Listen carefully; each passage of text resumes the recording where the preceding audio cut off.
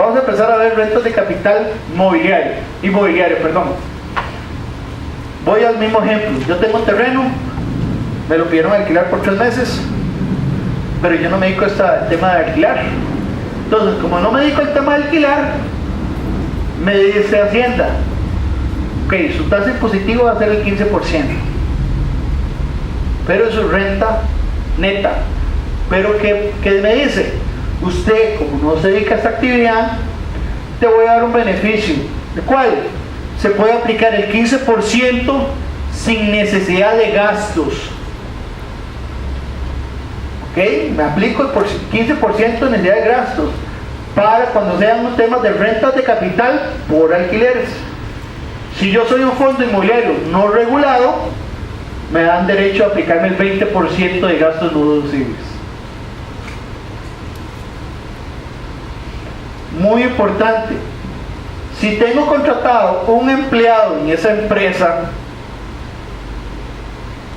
me dan la opción de o tributo por el lado de rentas de capital o tributo por el lado del contribuyente.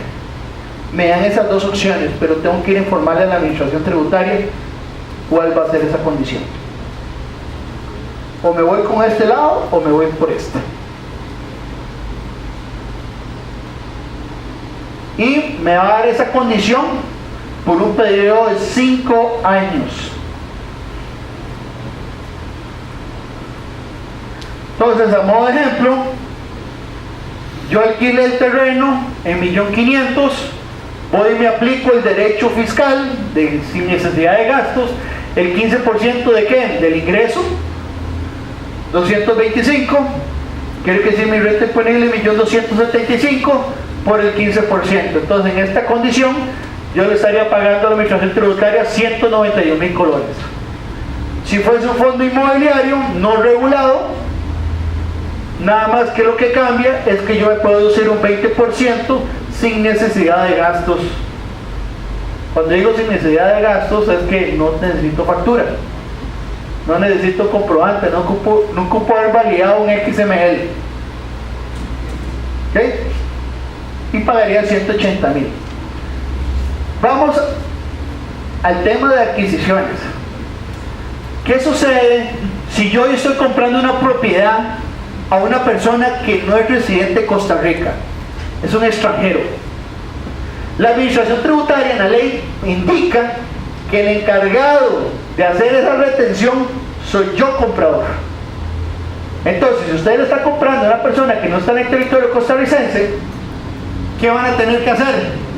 Van a tener que decirle, mira, ¿cuánto le compro la propiedad? Mira, te la compro en $300.000, ¿ok? Pero le voy a rebajar el 2.5% del precio de venta. Se lo entrego al fisco, yo comprador, se lo entrego al fisco. Aquí está la diferencia por la compra de la propiedad. Porque, ¿por qué tengo que pagar esto? Porque de lo contrario, si yo no logro justificar el pago del 2.5, la propiedad no va a poderse inscribir a nombre mío. El registro les va a pedir el documento del pago del 2.5%.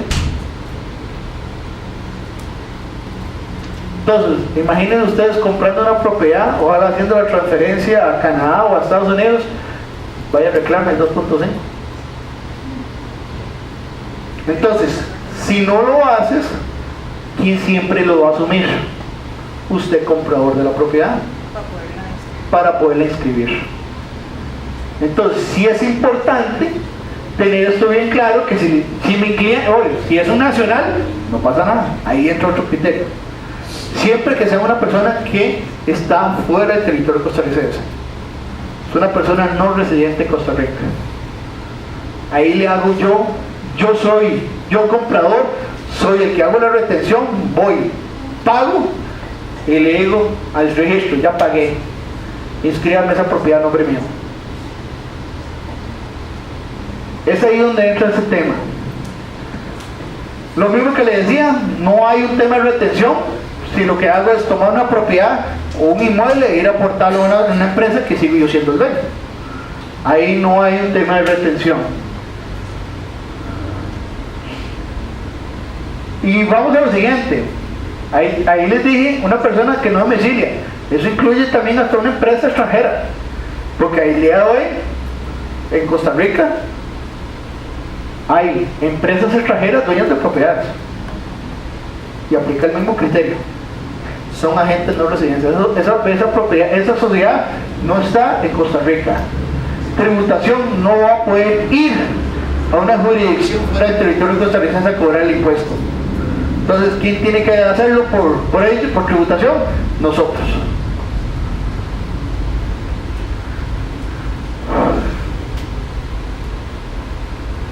Las rentas de capital mobiliario. Es lo que yo les estaba diciendo. Este impuesto del 15% es directamente sobre los ingresos. Aquí yo no puedo deducir gastos. ¿Dónde aplico este criterio? Los dividendos, el impuesto a los rendimientos de fondos de inversión, el impuesto de los intereses de los certificados a plazo. Todos esos son impuestos directos a esos ingresos. Ahí no hay una deducibilidad de gastos. Entonces, por ende, las rentas de capital mobiliario es directamente sobre el monto del principal. Aquí no hay condiciones especiales. Aquí no es, mira, voy a aportar este gasto para que me disminuya el impuesto. No. Las rentas de capital mobiliario es directamente el monto del principal y es un 15%. Ahora vamos a ver, hay unas tasas diferenciadas, pero todo queda en este criterio y este análisis.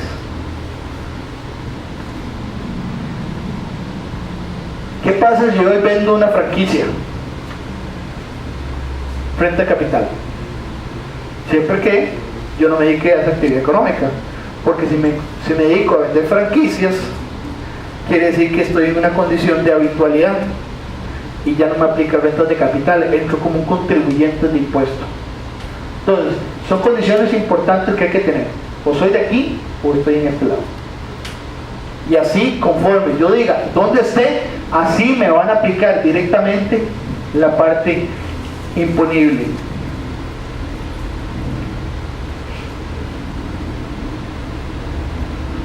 Ganancias o pérdidas de capital. ¿Dónde me da? El origen de la transmisión de adquisiciones y valores del mercado. Estos son muy importantes, por general aplica cuando empresas que cotizan en bolsa. Entonces, ¿qué sucede? Hoy creció el precio de las acciones, eso es una ganancia de capital. ¿Cuándo se da? En el momento de la realización.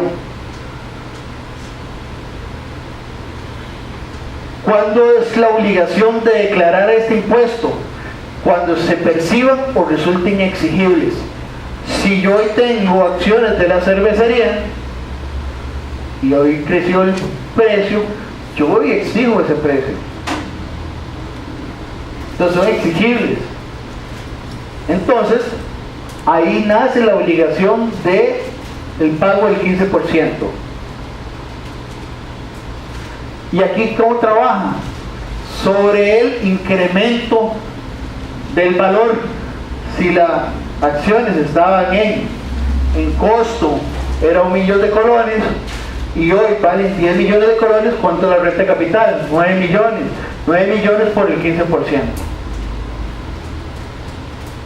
¿Qué pasa? Sí, yo vine declarando 3 años utilidades, ganancias, y ahora voy con una pérdida de capital. Yo le puedo solicitar a la administración tributaria un análisis retroactivo de esos incrementos para que me compense con la pérdida de capital y me reconozcan una devolución de ese impuesto que yo ya pagué. Es aquí donde me aplican las famosas ganancias o pérdidas de capital.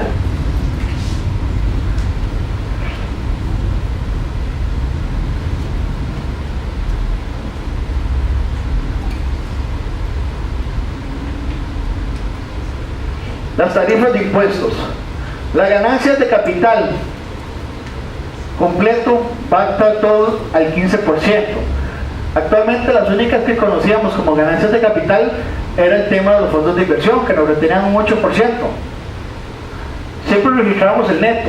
Cuando ustedes veían sus estados de cuenta, decía intereses del fondo de inversión, 800,000 colones. Ese ya es un monto neto, pero ya eso sufrió un cobro de impuestos. Entonces vamos a tener que analizar y pedir más información a los fondos de inversión. Porque ¿cuál es el verdadero ingreso? El monto antes calculando antes del impuesto. Entonces vamos a tener que hacer una diferente análisis. Muy importante. Por primera vez, hoy, yo no sé cuánto vale la propiedad. No puedo justificar. Esa propiedad tiene ya casi 50 años. Hay una opción de hacerlo, para darle el impuesto de rentas de capital. Yo puedo calcular el 2.25% del precio de enajenación y dárselo al fisco. ¿Eso qué quiere decir? Me brinco todo el tema de cuánto costaba la propiedad, cuánto costaba todo, nada más voy al precio de venta por el 2.25 y señor tributación, aquí está el impuesto de la renta de capital. Por primera vez, ¿qué pasa si vuelvo a vender otra propiedad? Ya no va a aplicar esto. ¿Qué le pide? Primera venta, que el bien fue adquirido antes de la ley y la venta fue después de la ley. Por decirle algo, yo compré la propiedad ahora en diciembre, pero la voy a vender en septiembre. Entonces yo me puedo amparar a ese criterio del 2.25%.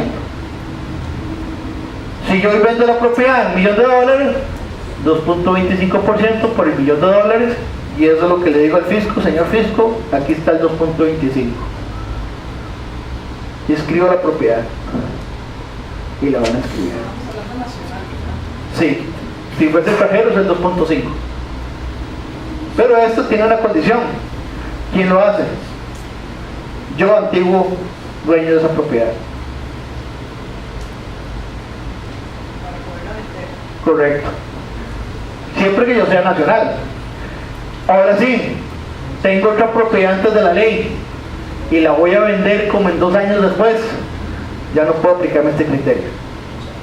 Ya tendría que ir a determinar el precio de venta menos lo que me costó, utilidad por el 15%. Entonces, son condiciones que las dejamos claras porque podemos apegarnos. De hecho, nosotros estuvimos con un cliente y logramos determinar que esta era la mejor opción. Nos sale más barato pagar el 2.25 en casos específicos. No le digo que esto es una regla general. Puede ser que a usted le sirva mejor aplicarse el otro criterio. Ya eso es un tema muy individual de qué tasa o qué condición puedo aplicar. Muy importante, los títulos valores emitidos por el Banco Popular.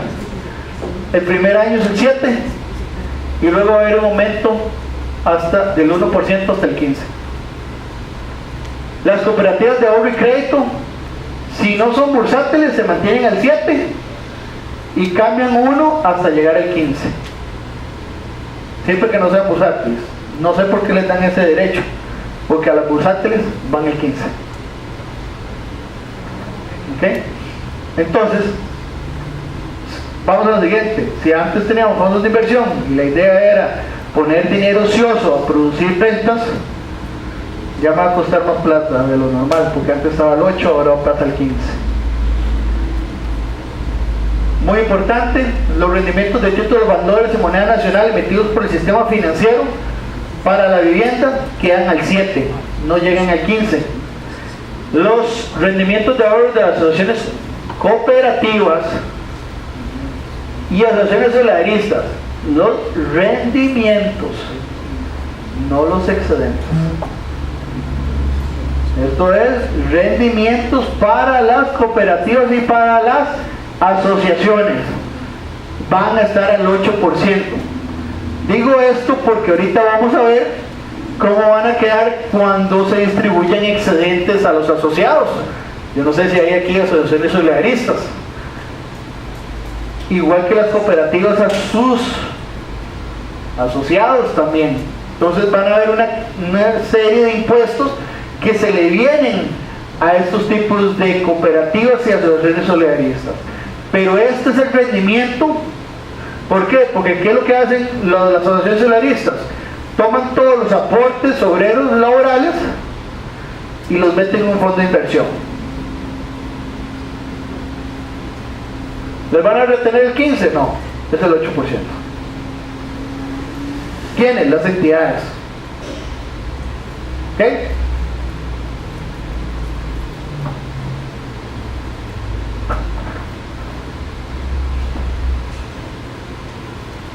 Muy importante. Los excedentes o utilidades pagados a cooperativas o similares del primer año, un 7% y va aumento del 1% hasta llegar al 10%. Los excedentes, vamos al siguiente, aquí es como si tuviéramos una asociación solidarista. ¿Ok? Puede ser que en este caso no aplique, pero para que sea de conocimiento de ustedes. Si yo hoy somos una asociación solidarista y yo soy el contador y vamos a repartir dividendos, excedentes, pongamos que 2.500.000 le corresponde a una persona. Entonces, ¿qué tengo que ir a hacer yo? Por el primer salario base, 5%. El salario base son 431, el 5%. Sobre el exceso de 1 o 2 salarios base, otro salario base, 431, el 7%. Sobre el exceso de 2 salarios base hasta llegar a los 2.500.000, el 10%, 163.800. Entonces, a ese asociado, yo voy a tener que decirle, su excedente a distribuir es 2.500.000 menos 215.000 de impuesto. Y la diferencia, aquí está el cheque para que usted vaya y se coma los tamalitos de fin de año. Estas son las condiciones que estaban. ¿Por qué? Porque antes había un 5% directo. ¿Cómo se calculaba lo de la asociación solidarista? Ah, mira, el excedente era 2.2 millones y medio por el 5%. Eso es lo que se le retenía, un 5%. Ahora no, ahora se le retiene un bloque de impuestos. ¿Más impuestos? Sí, es más impuestos. Se le tengo que rebajar más a cada asociado de la asociación. La cooperativa aplica el mismo criterio. 2.500.000 por el 10%.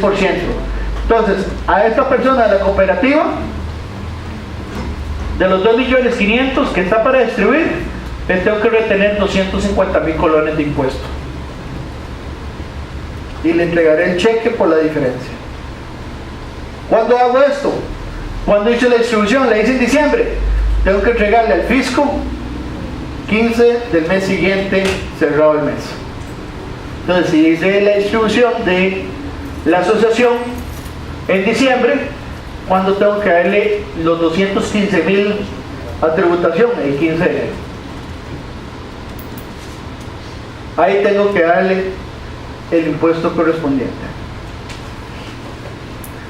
Ya viene la parte un poquito fea, porque esta es ahí donde nos duelen los bolsillos a todos. Vienen modificaciones al tema de los salarios. Se les introducen 2 tramos más. Si antes los salarios de ustedes sufrían rebajos, ahora van a sufrir más rebajos. Por lo siguiente, al día de hoy, si nuestro salario es inferior a 799.000 colones, está exento. No hay que hacer retención de impuestos. Si mi salario supera los 799.000 colones, tengo que ver en qué tramo se ubica. A modo de ejemplo, aquí puso un salario de una persona que gane 5.500.000. Yo tengo que aplicarle todos los tramos. Entonces, sobre los 799 no le calculo impuesto. De 799 a 1.199.400.000. ¿Por cuánto? Por el 10%. 40.000. De 1.199 a 2.103.904. ¿Cuánto es el porcentaje? 15%. De 2.103 a 4.205.000, 20%. Y ahora sí, de los 4.205.000 hasta los 5.500.000, 1.295.000 por el 25%. Entonces, a una base de cálculo, a esta persona con un salario de 5.500.000, yo tengo que, además de retenerle la caja, que es del 1034, le voy a tener que retener 919.750 del impuesto. ¿Y cuándo tengo que dárselo al fisco? Los 15 días del mes siguiente declarado. Ay, mira, Alberto, pero yo tengo créditos de IVA. ¿Puedo cancelar ese impuesto? Claro que sí, lo puedes cancelar con el IVA. Lo puedes cancelar sin ningún problema, siempre que el crédito aguante una revisión. Entonces, esto lo que va a pasar es, ¿quién se encarga de esto? Departamentos de recursos humanos. A veces cuando la misma contabilidad empieza a hacer esto, cuando está haciendo las planillas. Esto es un tema mensual. Mira, Alberto, yo no quiero que me rebajen esto. Puedo facturar una parte de servicios profesionales y otra parte en la caja. Lo puede hacer, pero la perjudica de la empresa, porque la administración tributaria va a rechazar los servicios profesionales porque le dice, señores, que sí, lo tenías en caja y servicios profesionales, rechazo el gasto. ¿Por qué? ¿Por qué rechaza el gasto? Salario no reportado a la caja con salario de seguro social, gasto no deducible. Así de simple. Es importante tener claro esto. Bueno, Alberto, y a mí me pagan comisiones, yo puedo entregar una factura por las comisiones y el salario, porque puede ser que con las comisiones sí llega a estos tramos. No, las comisiones es parte del salario, tiene que tomarse en consideración de estos aspectos. Muchas empresas, lo digo porque nos hemos topado, que las comisiones lo pagan con factura, pero es igual, el mismo criterio, salarios no reportados a la caja, gastos no deducibles. También aplica aquí los beneficios, los famosos bonos. Las empresas tienen la particularidad de dar bonos por cumplimiento a final de año. Entra en este criterio. De hecho, una parte importante que debería entrar son los beneficios laborales. ¿Por qué? Al día de hoy, una fiesta de empleados no es deducible de impuestos. Una fiesta de empleados, el fin de año, la cena de Navidad, nada de eso es deducible. Solamente va a ser deducible de impuestos el día que la empresa agarre esas porciones de esos gastos y los declare en la Seguridad Social. ¿Por qué? Porque ya el Tribunal Administrativo dictó vía sentencia que los beneficios laborales no son deducibles de impuestos si no están declarados en la Seguridad Social. ¿Y qué son beneficios laborales? Mira, le pagamos el inglés, le damos un viaje todos los años, vamos todos los años a una fiesta ahí en un hotel. Todos esos beneficios, porque hemos topado con empresas que uno casi desearía trabajar ahí, que les paga hasta el abogado, el psicólogo, el médico. Todos esos beneficios no son deducibles de impuestos. La única forma de hacerlos deducibles es tomando esa porción, dividirlo entre las diferentes personas que tuvieron ese beneficio y declararlos en la Seguridad Social. ¿Pero qué implica asegurarlos bajo la Seguridad Social? Este impuesto y el impuesto de, que casi sería el 100%, sería el 36%, que sería el tema de la caja, porque eso lo va a tener que cubrir el patrón. Entonces, ¿qué implica? Hay muchas empresas que dicen, no, prefiero que me rechacen, o sea, ajustemos el gasto como un gasto no deducible, porque me sale más barato un 30% que no un 36. Entonces, son condiciones que hay que valorar a nivel de la empresa. ¿Cuándo rige esto? 1 de julio. Entonces, junio queda con estos dos tramos. Julio, los salarios se les agregan estos dos más. Sí es importante porque esto rige el 1 de julio. Entonces, junio, solo calculo con estas dos bases. Julio, voy con todo. Entonces, la planilla de julio, para que le vaya diciendo a ciertos colaboradores, les va a venir menos plata. ¿Ok? Eso va a partir del 1 de julio. Entonces, la planilla de julio va a llegar menos dinero a los colaboradores. Y si ustedes están en esos rangos, también les va a llegar menos dinero.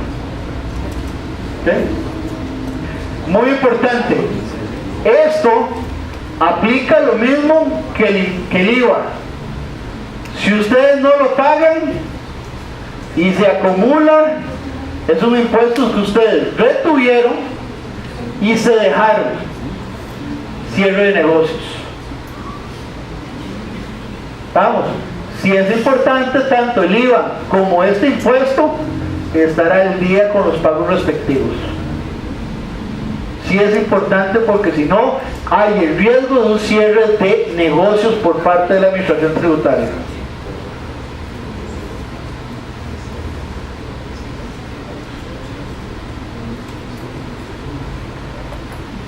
Modificaciones de remesas al exterior. Actualmente todo el mundo estaba con incógnita de que lo meto como servicios profesionales o es asesoramiento técnico. ¿Por qué? Porque el asesoramiento técnico sí estaba al 25. Pero ¿por qué era el asesoramiento técnico? El asesoramiento técnico consiste en que yo profesional preparo un informe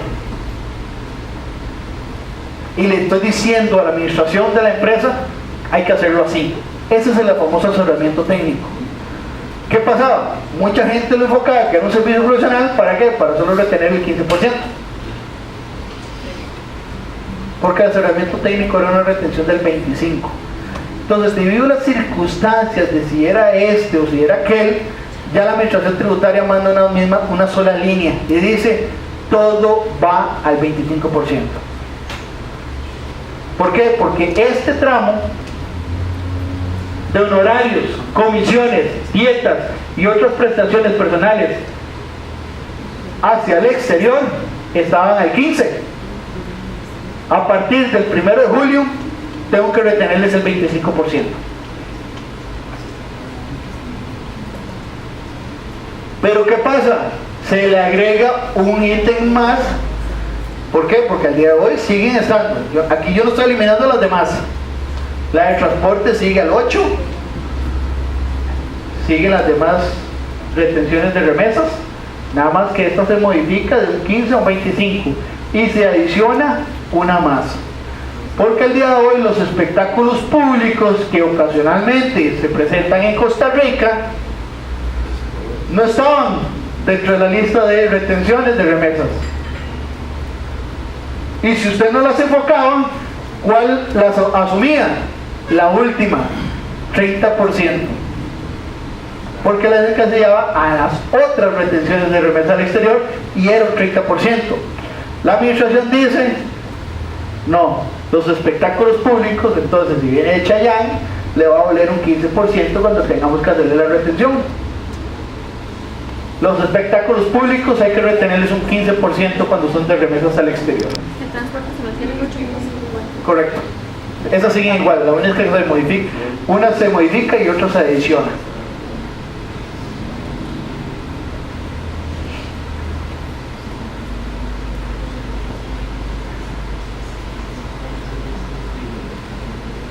Ok, precios de libre competencia, en otras palabras, precios de transferencia. Esto es primordial. Aunque nosotros no queramos, ya tenemos que ir migrando a esto. ¿Qué es precios de transferencia? Es cuando yo tengo relaciones con una parte relacionada o vinculada. No necesariamente una vinculación quiere decir que son el mismo accionista o la misma junta directiva. La relación puede llegar a un nivel de consanguinidad hasta un 6º grado. ¿Qué otra condición me valora como una obligación transaccional? ¿Qué pasa si yo controlo la producción de un proveedor? Yo le compro el 90% de su producción. Quiere decir que yo estoy ejerciendo una presión de valor sobre esa persona. Eso es un punto de vinculación. Compartir hasta mismas oficinas, estar todo bajo una misma condición. Cuando yo quiero decir que es una misma condición es, yo le digo, mira, usted tiene que venirse para acá, porque yo necesito tener cerca a mi proveedor. De golpearle la mesa y decirle, no me vas a vender ese producto a mí, me lo vas a vender a 950.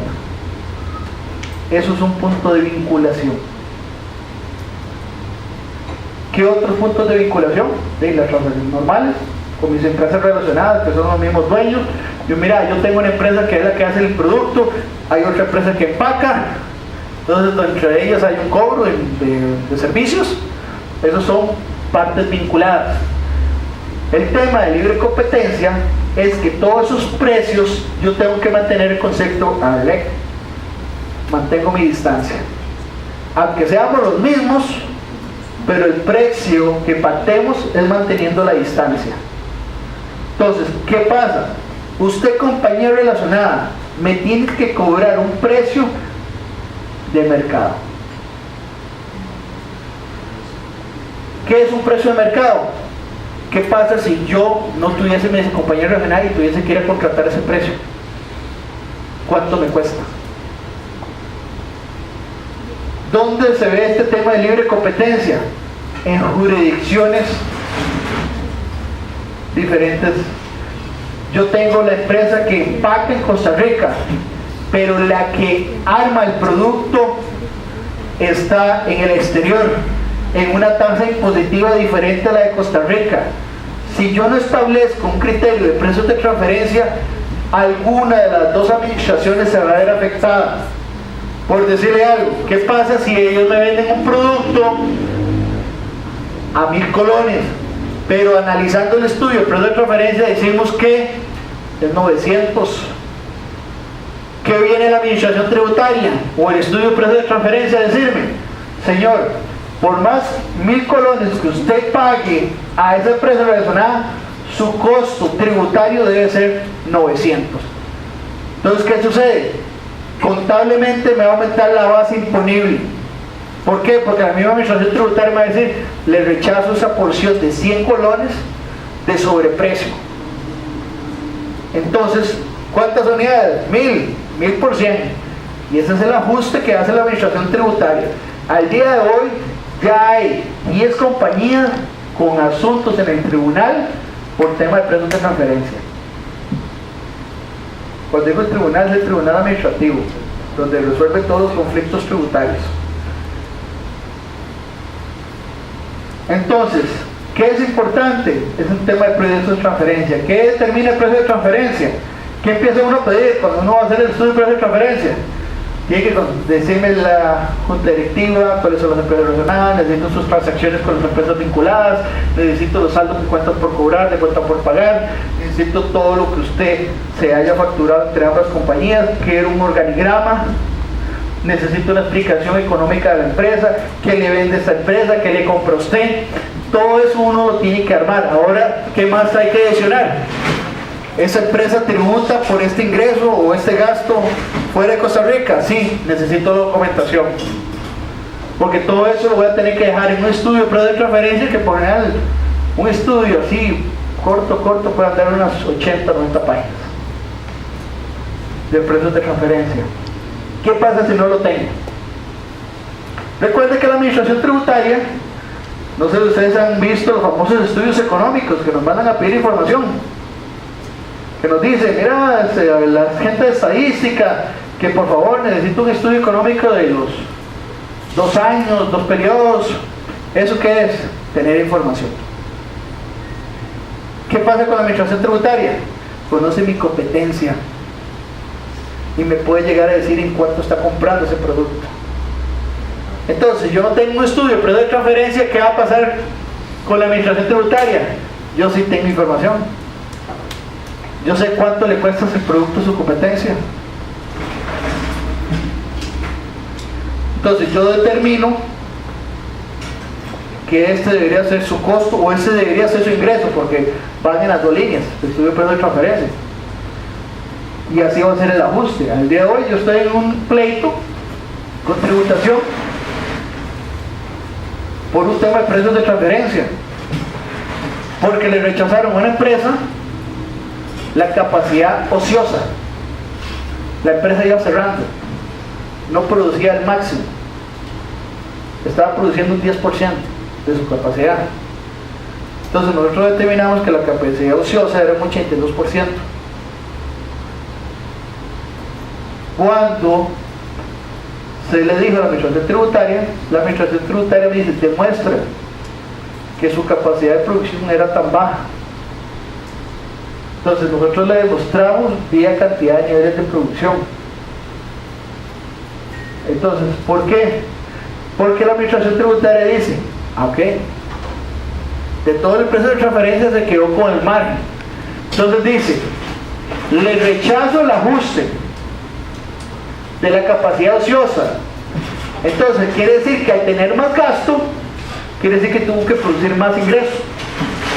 Entonces nos está haciendo un ajuste de 400 millones a nivel de ingresos.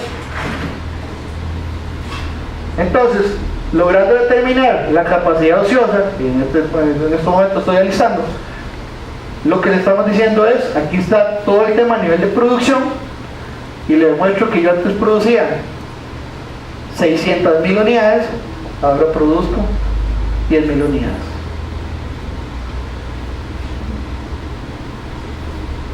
¿Por qué los tenemos que hacer? Porque ¿qué pasa si no está el estudio de precios de transferencia? Queda no entra la administración tributaria a la base de datos que ellos tienen.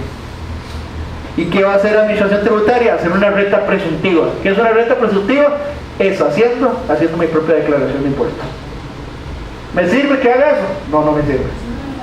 Porque siempre va a haber el sentido de cobrar impuestos.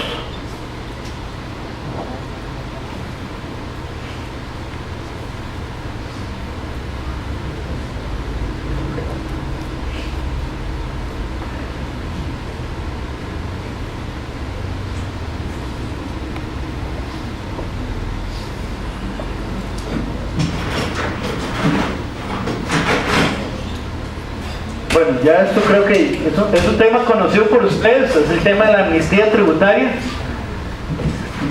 Lo traje a colación porque todavía tenemos chance. Hasta el 4 de marzo tenemos chance de pagar impuestos sin intereses. Siempre que esos impuestos sean de octubre 2017 hacia atrás. Entonces, si al día de hoy estamos en una condición de impuestos y tuviésemos la posibilidad de salir a cancelarlos, solamente pagaríamos el monto del principal, no pagamos intereses. ¿Qué es lo que se modifica a nivel? Son las sanciones. Por ejemplo, si hoy ustedes son llamados para que vengan a escuchar la audiencia de una fiscalización, por ejemplo es un periodo viejo, pónganme que le están fiscalizando 2015. Hoy lo notifican, ustedes van, escuchan, mira, sí, son 15 millones de colones. Esa fiscalización ustedes pueden decirle, mira, regularizo. Aquí están los 15 millones y dígame cuánto es de la sanción. Pero la sanción tiene una particularidad. Si yo le digo a tributación, quiero regularizar, me hace un 55% de descuento. Y si le digo que quiero pagar el 4 de marzo, todavía me hace un 40% de descuento a ese monto de 45 que quedó. Se ve todavía otro descuento más. Vamos a lo siguiente. Yo vendo la sanción, le digo regularizo, me hacen un 55% de descuento, la sanción. Y si yo le digo, quiero acogerme a la amnistía, bueno, ¿qué no me va a pagar? Mira, te pago el 3 de marzo. Entonces me hacen un 60% de más. A ese monto se le aplica un 60%. Entonces todavía sufre más descuentos el querer regularizar esta posición. ¿Qué otras sanciones? Sí, el 1% por el 1% de mora. Si no es un tema de fiscalización. Entonces se le calcula la morosidad y se le aplica un 60% de descuento. Si es un impuesto que se deba viejo. Entonces, si es importante, yo sí les recomiendo, ojalá pudiesen normalizar los impuestos. Si tienen algún impuesto que esté ahí viejillo que puedan pagar, sí sería bueno cogerse la amnistía tributaria. Entonces, si es dar claros, esto es un tema 100%. Alberto, ¿qué pasa después del 4 de marzo? Ya corremos con intereses desde el día 1. El periodo de ir a pagar sin intereses es antes del 4 de marzo. Después del 4 de marzo corren intereses desde el día 1 que se está debiendo la deuda. Entonces, uno aprovechando estos periodos insta a los contribuyentes a que normalicen esto. Muy importante, Alberto, yo tengo mi caso en el tribunal administrativo porque estoy en pleito, no resuelto. ¿Puedo aplicarlo?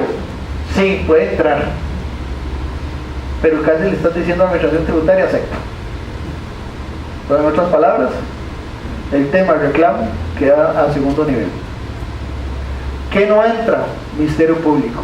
¿Qué es el Ministerio Público? Es la administración tributaria demandando al contribuyente. ¿Por qué? ¿Por qué lo demandan? Porque se cumplió dos criterios en el momento de la fiscalización. El monto defraudado supera 500 salarios base, 260 millones. Y que exista el concepto dolo. ¿Qué es concepto dolo? Lo hice a propósito. Entonces, vamos a lo siguiente. ¿Qué pasa si a mí me fiscalizan, me logran determinar de que existe dolo, pero el monto no supera los 500 salarios base? Queda en vía administrativa. No hay denuncia penal.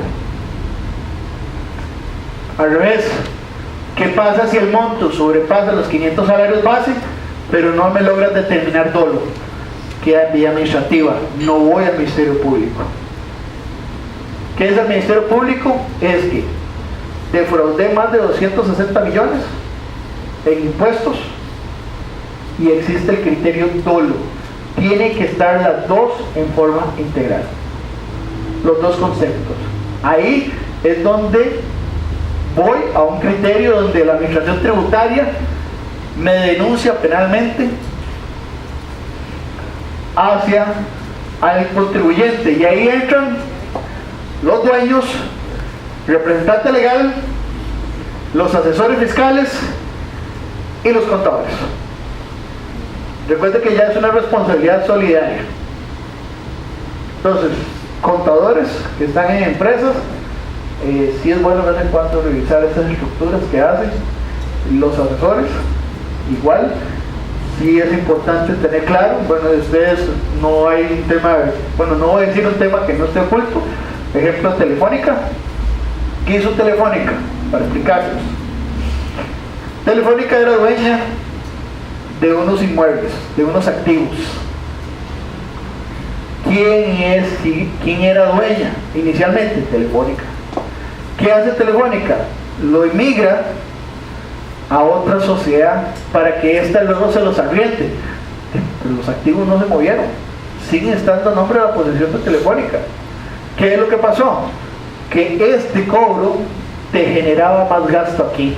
Entonces, ¿qué pasa? Al menos más gasto quiere decir que es menos la base imponible. Al ser menos la base imponible quiere decir que va a ser menos el impuesto. Ese es el tema de ilusión que estaban haciendo. ¿Por qué? Porque dice la administración tributaria nunca se despojó del bien, siempre estuvo en la posesión de ellos.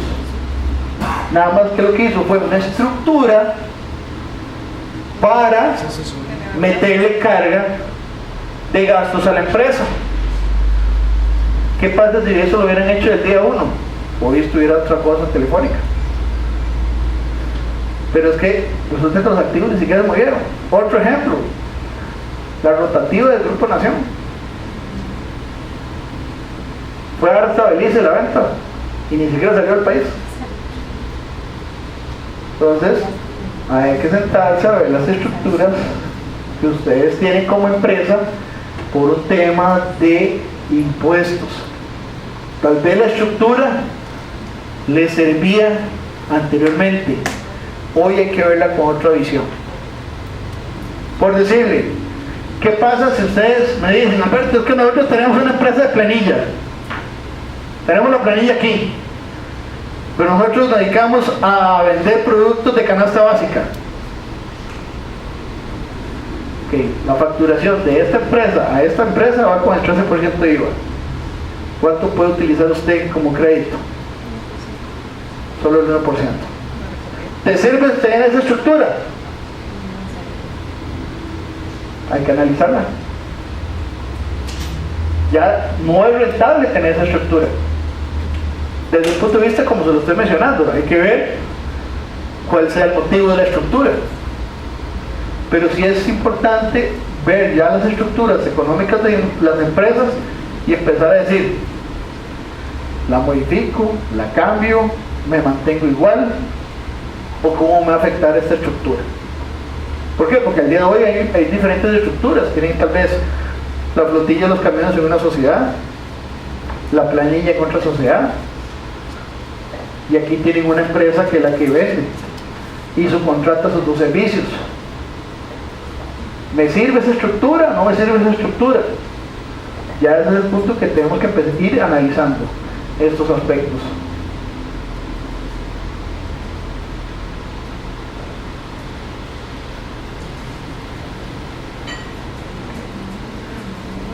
Bueno,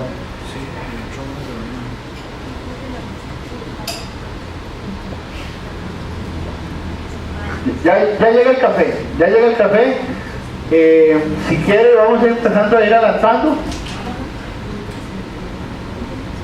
Esta es la presentación de parte mía.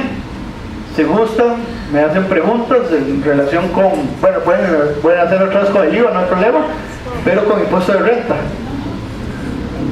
Sí. Nada más déjenme porque sí me gustaría el micrófono. A ver.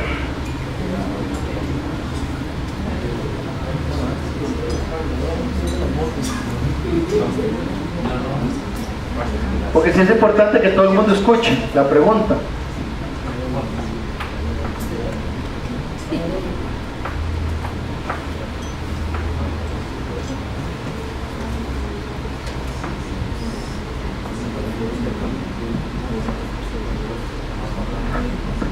Uno, tres.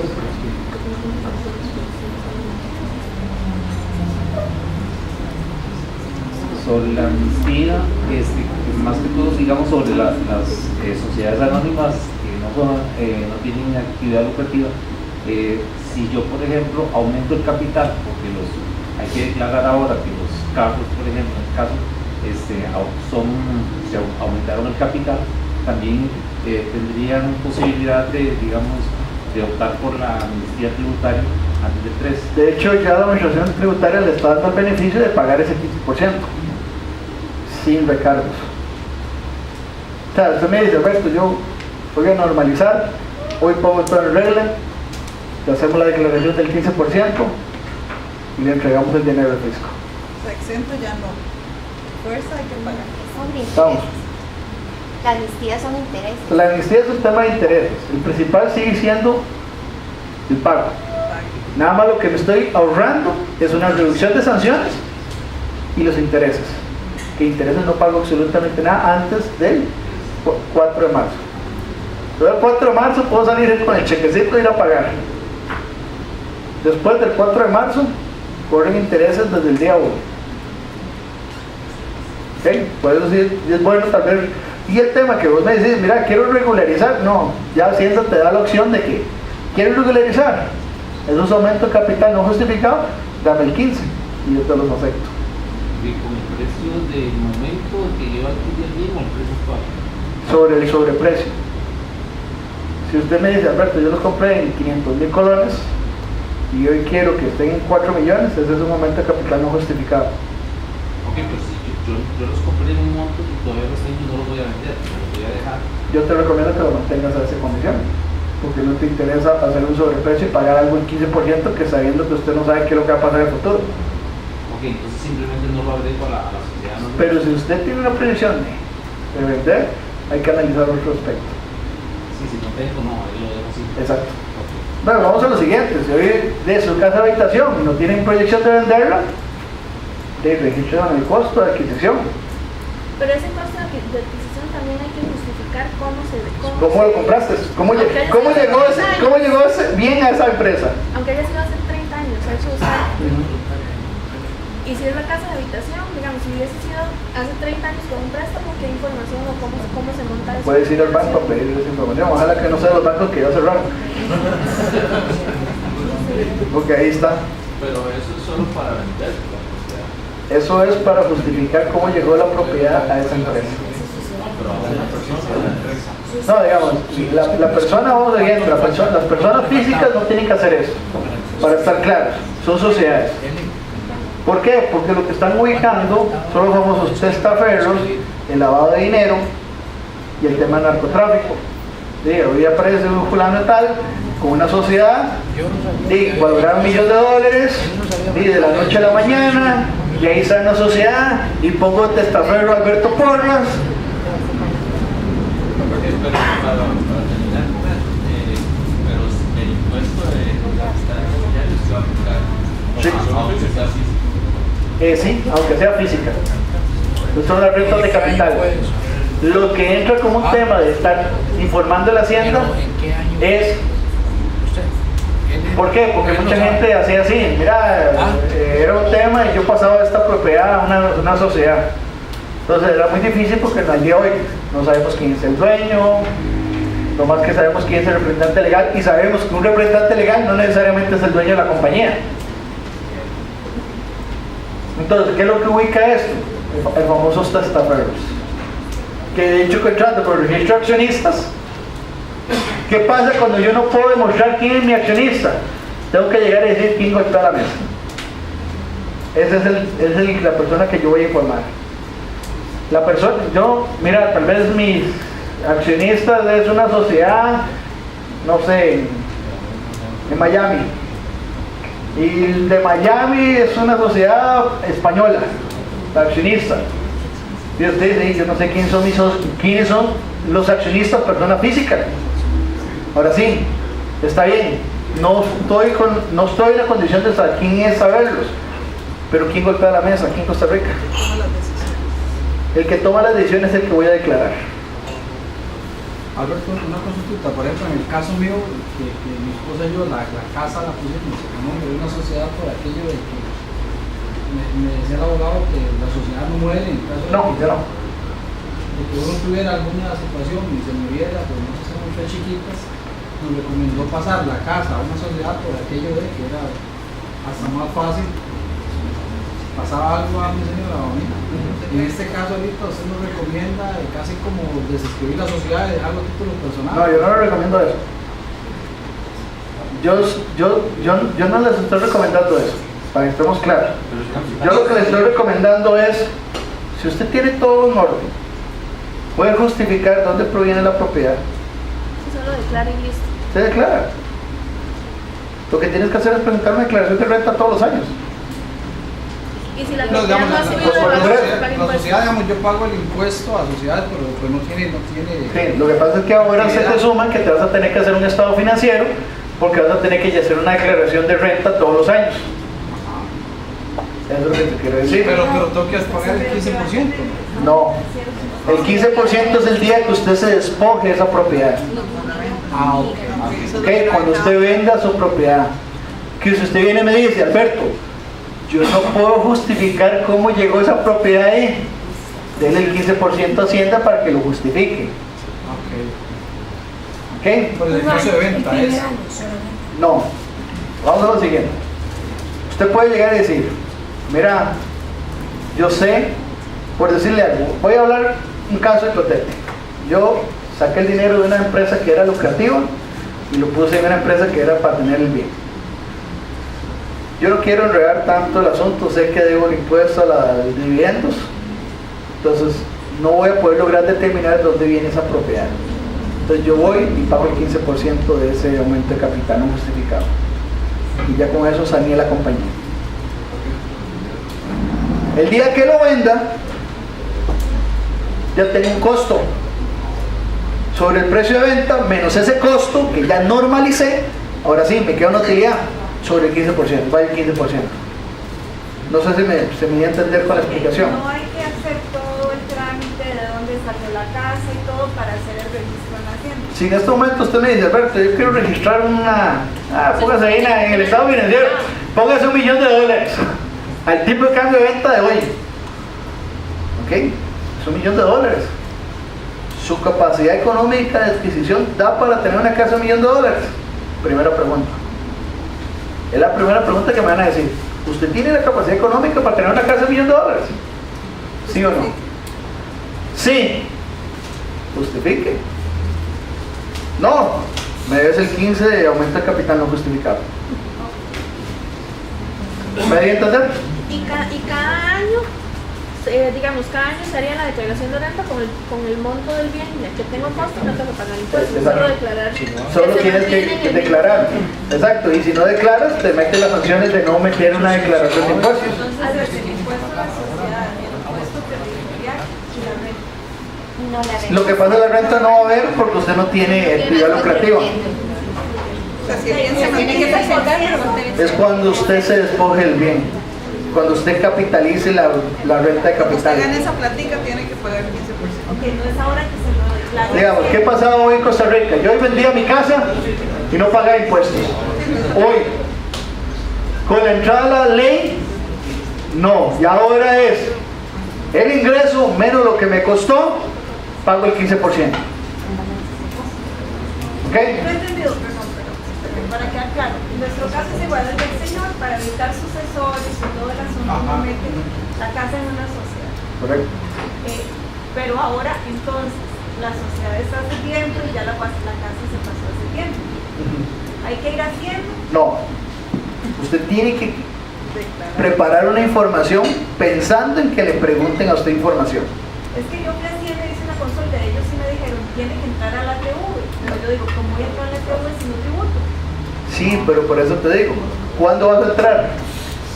Solo si Cuando no esté ya la vamos a plataforma. Porque el día de hoy, ¿cómo me inscribo? Necesito inscribirme para otro tipo de actividad. Sí, porque Necesito- te obliga a tributar, o sea, la Sí, única opción sí. es que usted tribute. Estamos. ¿Qué sucede? Sucede lo siguiente. Al día de hoy, como está la TV, es para las empresas que tienen actividad económica. Las que no tienen actividad económica todavía no tienen la modificación. ¿Cuándo lo van a tener que hacer? En junio, cuando ya diga, ya está todo listo la plataforma de ATV. Ahora sí, inscríbase. Entonces uno se inscribe. Estamos. Ahora sí, ¿qué es lo que yo le recomiendo? Usted arma su estado financiero. Usted sabrá qué es lo que tiene ese estado financiero. ¿Ok?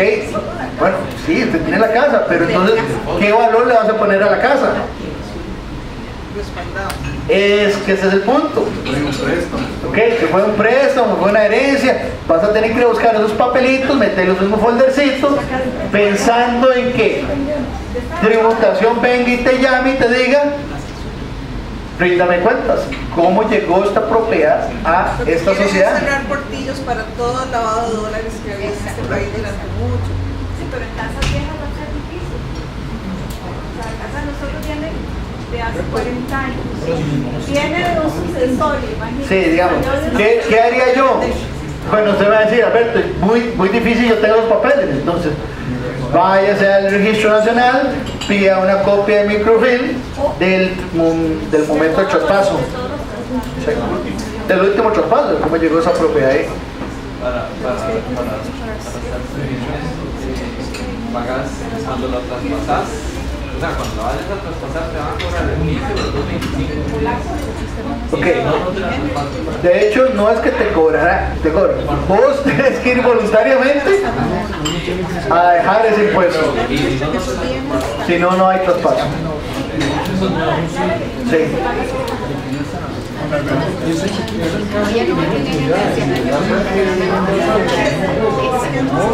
No declara, no hay paga impuestos. Por eso, yo me parece ahí, ¿qué haría yo como tributación? Justifíqueme ese costo.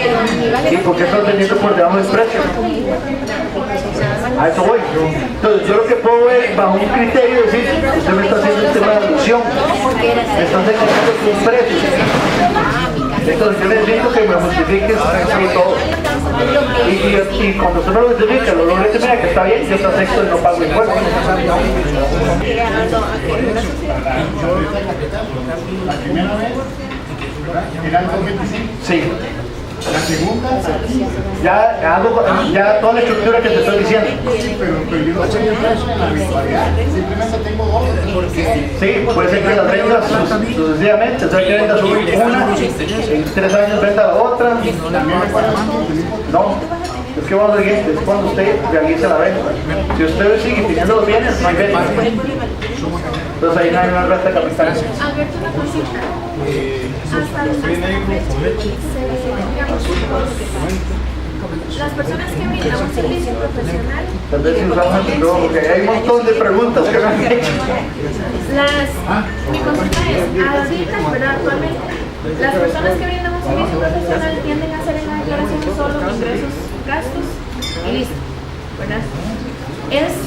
Yo sé que existe la recomendación, pero con esto de la renta capital es necesario que registre todas las propiedades que una persona, aún siendo física, posee.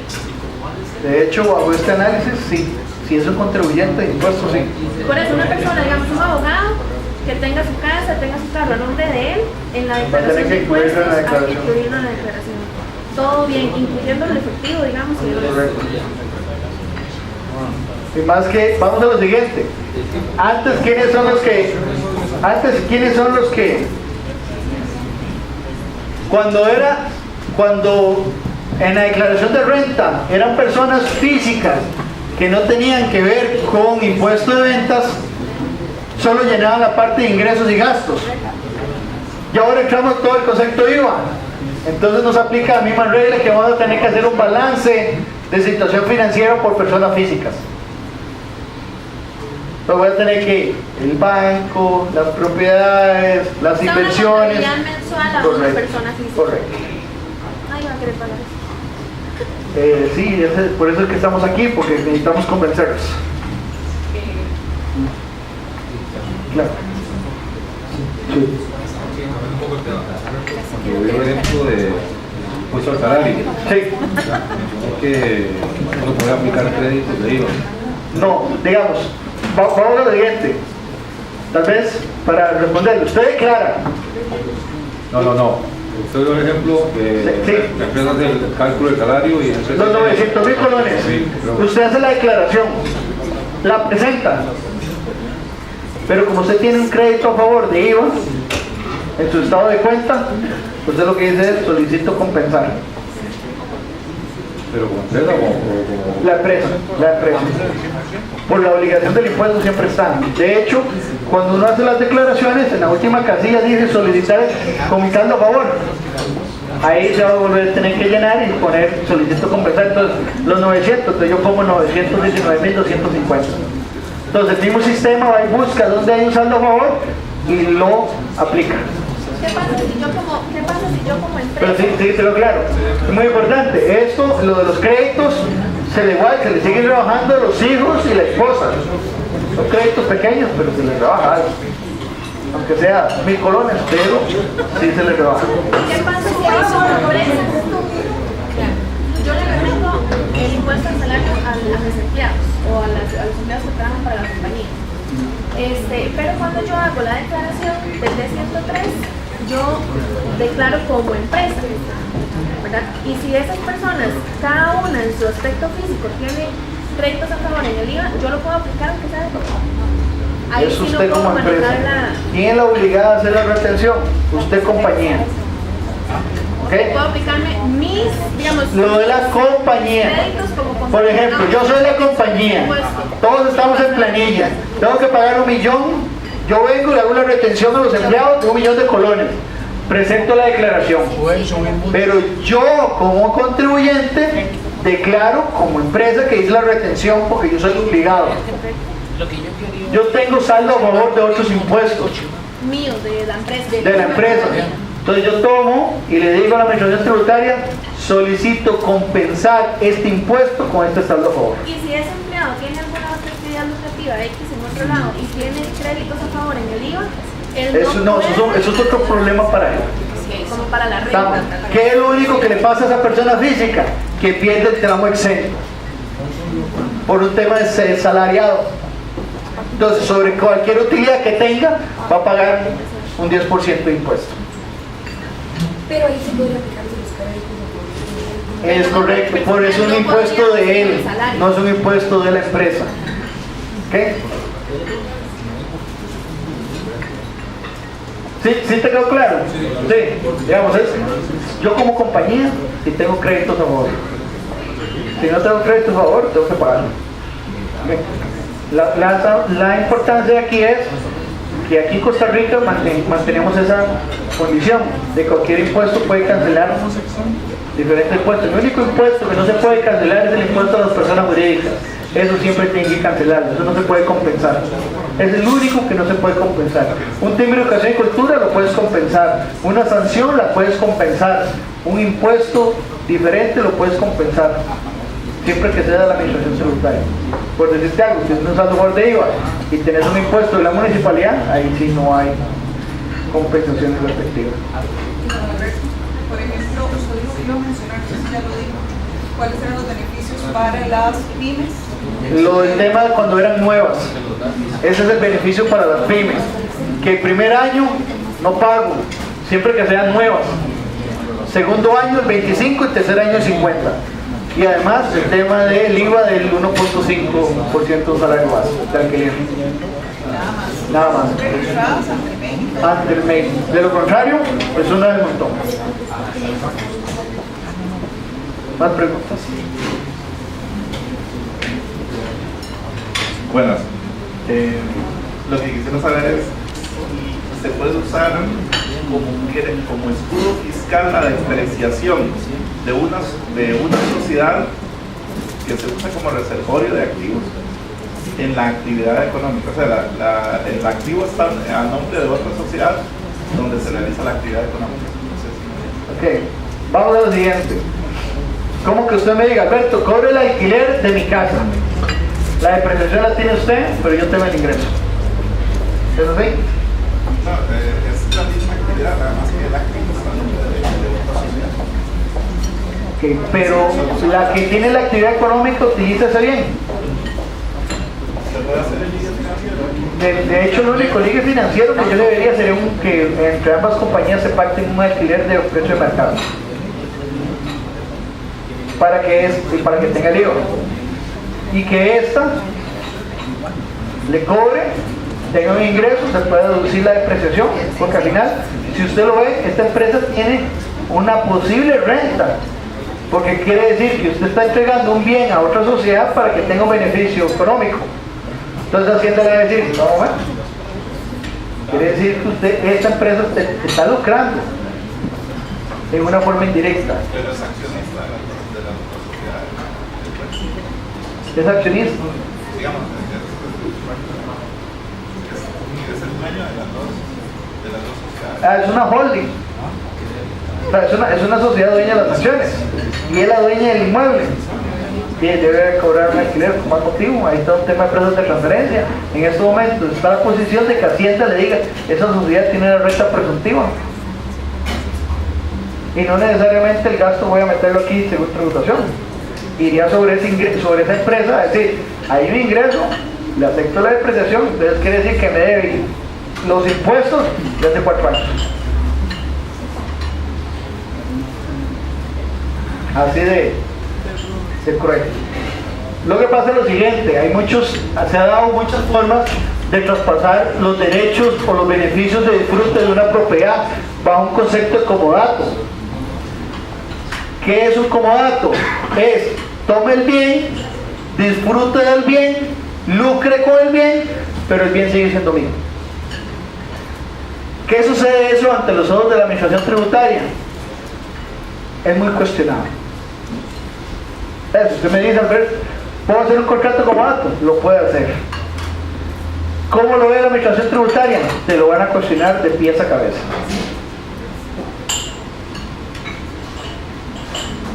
Y la otra posición, usted puede agarrar esa depreciación y metérmela a mí en la contabilidad. No, ¿por qué? Porque el bien está a nombre suyo. Y mantenemos la separación jurídica. Entonces, no puedes meter un gasto de una compañía que es la dueña de ese gasto en otra empresa, porque si no, automáticamente sería un gasto no deducible.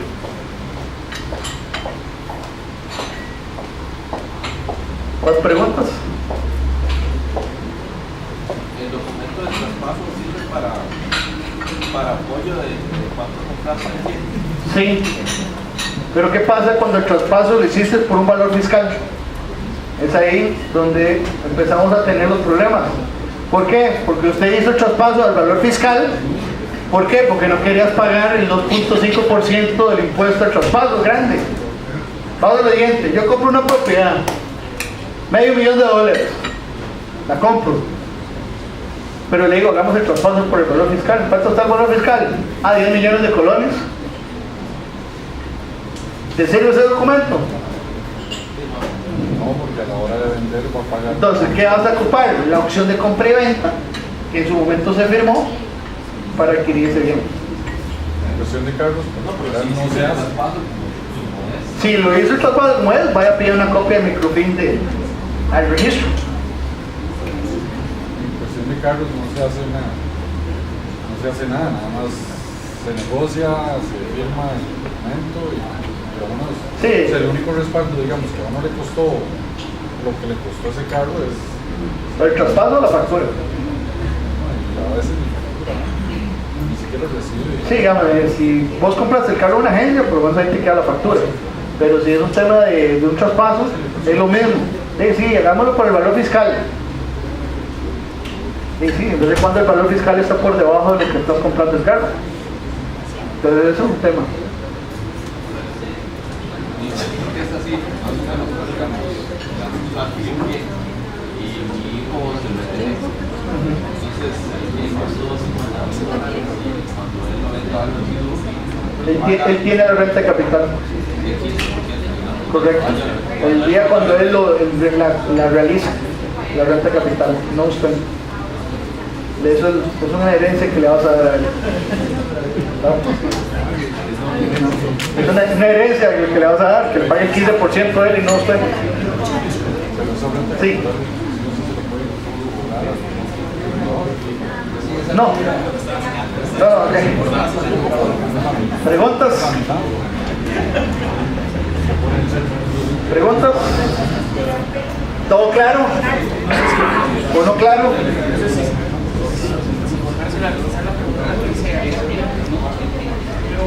El libro de accionistas. Ok. Si todos mis accionistas como tal son extranjeros, no residen en Costa Rica, no tienen firma digital, le pueden entregar un poder a un tercero. Sí. Eso tiene que ser Él es el que va a tener que ir a inscribirse ante la tributación como un segundo representante legal, ir a hacer la solicitud de la firma electrónica, o si ya la tiene, no hay problema. Y es el que tiene que hacer la carga de la información. La carga de la información. Y eso es diferente. Los registros de accionistas no importa si son extranjeros, pero hay que declararlos. Ahí van a venir las diferentes casillas donde usted le va a colocar si son extranjeros, si es nacional, etcétera, etcétera.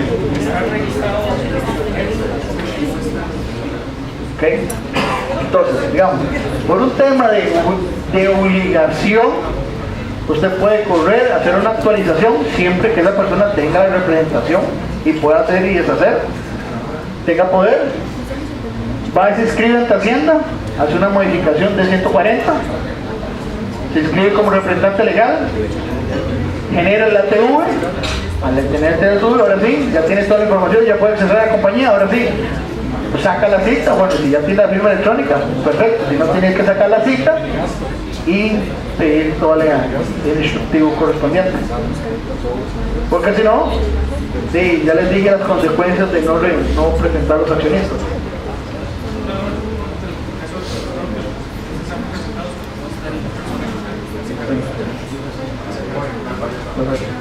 Entonces, desde ya los representantes legales tienen que salir en carrera a solicitar la firma electrónica. Si no, tenemos problemas para subir la información. De lo que hablamos. Debes de ir, porque eso sí es no, eso lo que tienes que hacer es renovarla. Entonces lo que tienes que ir a hacer es una solicitud de renovación. De lo que hablábamos antes de la red, los beneficios para pymes, que ya están haciendo ya ahorita actualmente. Los únicos es el tema de los exentos del IVA, el porcentaje del 1.5. ¿Cuál es Del IVA. Recuerde que si tengo una pyme y el alquiler es menos del 1.5, es el único beneficio. Igual si tienen pyme, va a ser 1.5, igual del precio. O sea, solo el impuesto social.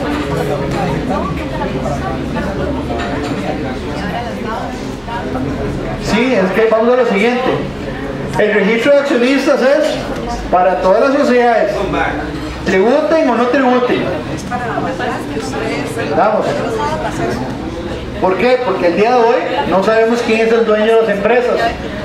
Entonces, lo que va a buscar esto es que usted como representante legal informe vía la plataforma electrónica quién es el accionista de su empresa que tributa y de su empresa que no tributa.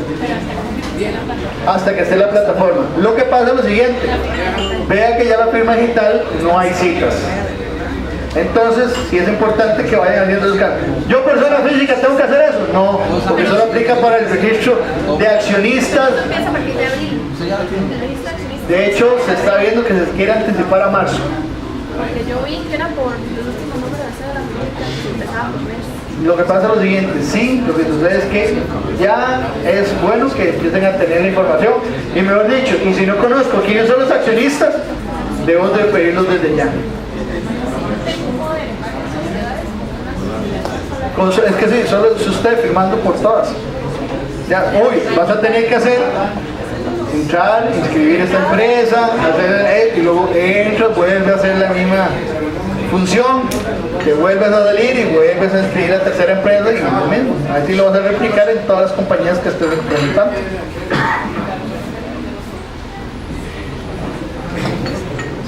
¿Más preguntas?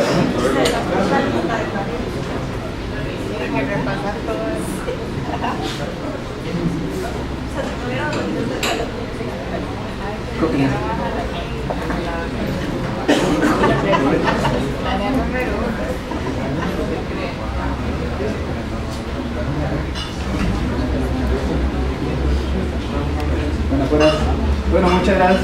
Realmente espero que haya sido bastante provechoso. No sé cómo quedaron, si con muchas dudas, mucha cólera, cualquier sentimiento es culpa de nosotros, es culpa de Alberto, pero de veras muy agradecidos. Esperamos que no sea la primera vez que podamos tener este tipo de actividad. Muchas gracias. Agradecidos con su presencia. Bueno, buenas tardes.